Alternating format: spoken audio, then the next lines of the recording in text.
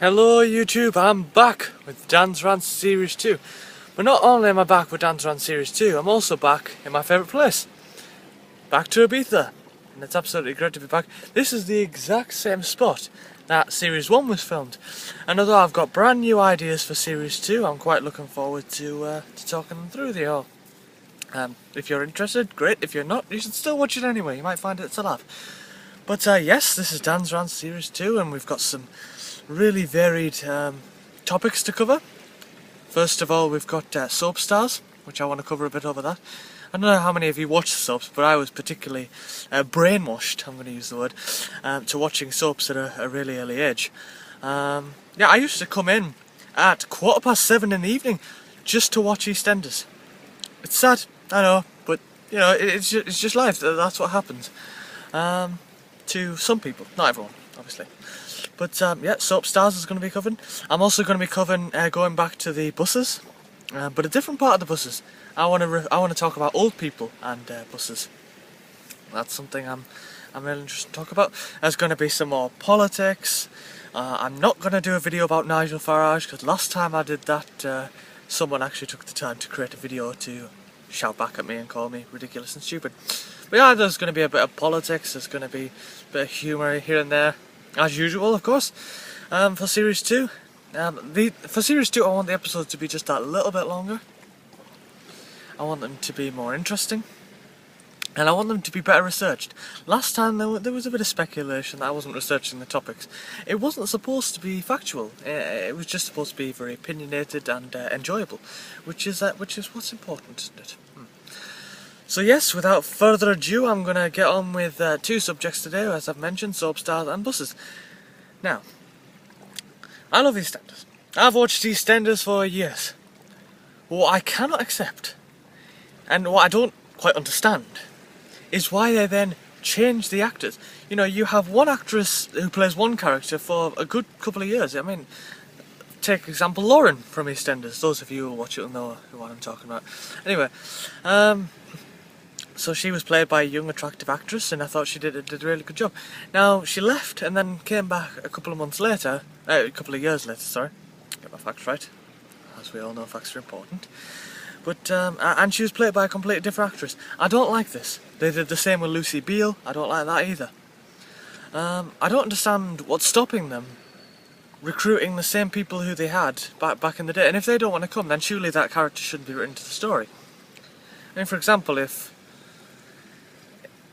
I'm going to go back to Doctor Who, but if, for example, Matt Smith died and didn't have time to finish the Christmas special, they wouldn't bring a new actor in to cover him. I mean, they might do sort of a cover shot from the back of his head, and, you know, have a, oh, what's it called? What's it called when you have a bloody other person? A lookalike, that's the one. They could have a lookalike and they could film him, you know, something tragic happening and him regenerating. They wouldn't hire another actor in just to play the part, it's just not done. But with EastEnders they seem to think it's perfectly acceptable. Well, good luck to them. So yeah, that really annoys me. The next thing that really annoys me, and it's getting more and more frequent, old people do not, and I repeat, old people do not own the buses.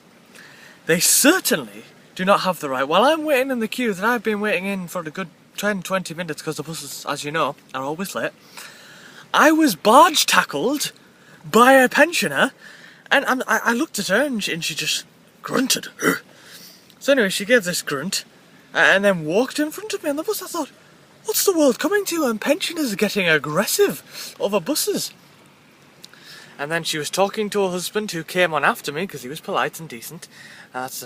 And she said, I needed to get the front seats. And she was Scottish as well. Not I've got anything gone Scottish, but she said, I need to get the front seats. Well, she can have the front seats. I was going to go at the back anyway, but yeah, I think it was completely unreasonable that she just decided to barge into me. So yeah, that's my rant about old people. I think they should wait in line like everyone else, and I don't think violence should really be the way to go. No, not at all. Oh, for those of you who haven't noticed, got my t-shirt back. A t-shirt that I bought last year. I'm wearing it again for Ibiza. It's very fitting.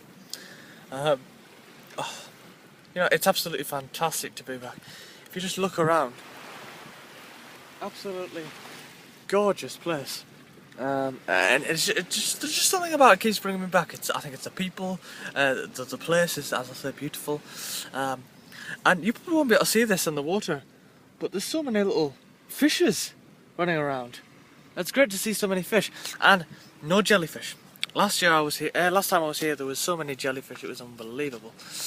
But yeah, as I say, it's great to be back. I don't plan on doing much today if the sun gets itself out, which it's not doing a good job of at the moment. It's not bad, but I'm going to go for a nice bathe in the sun. I've been working hard for months, and it's time to really, relax and chill. Yeah, because we're all entitled to chill every now and again. And I'm coming back to an apprenticeship. Yes, an apprenticeship at Orange, which I wasn't successful in to start with, but then got a phone call and they're pretty happy to give me a space. So I'm very happy about that.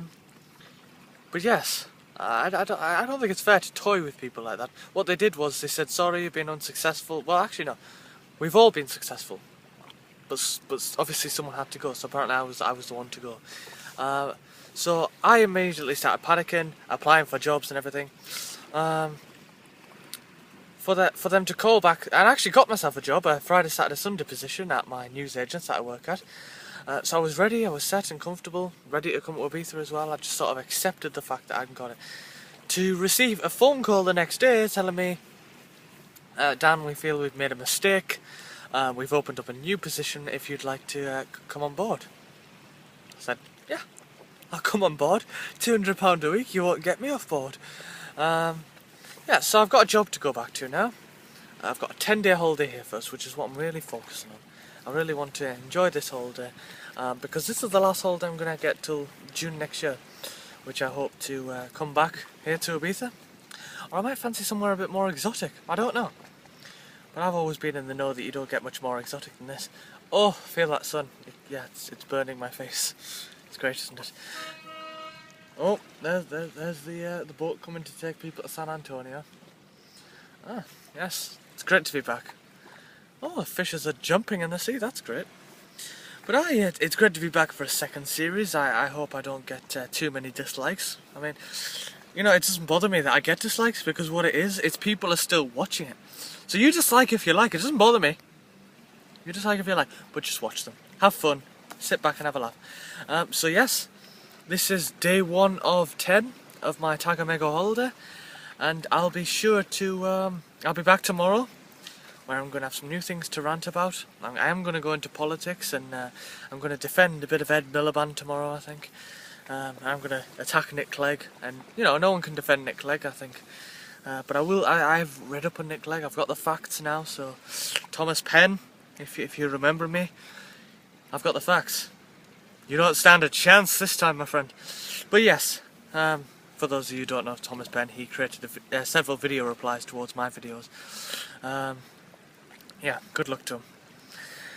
But yes, that's it for episode 1. It's 8 minutes. I'm looking to make them sort of about 10 minutes long per video. Obviously, because I think YouTube only gives you so long. But I'm off to buy a towel because I've came half board, but I've only brought hand luggage. I haven't bothered with the whole case thing, because it was going to cost us 70 quid extra. I'm not paying £70 just for the privilege of bringing a case on board. But I also flew with Ryanair. Ryanair might have been a risk, I don't know, time will tell. Yeah, I think next time I'll save up, I'll go with Jet2, I'll bring luggage, I'll fly from Newcastle, and I'll fly at times that suit the buses, because if I can get a £7 all-day ticket, or £7.30 as it is now, it'll be such a cheap holiday. You'll save money everywhere else. So yeah, but I'm definitely planning on coming back next year. But yeah, our 10 minutes is nearly up.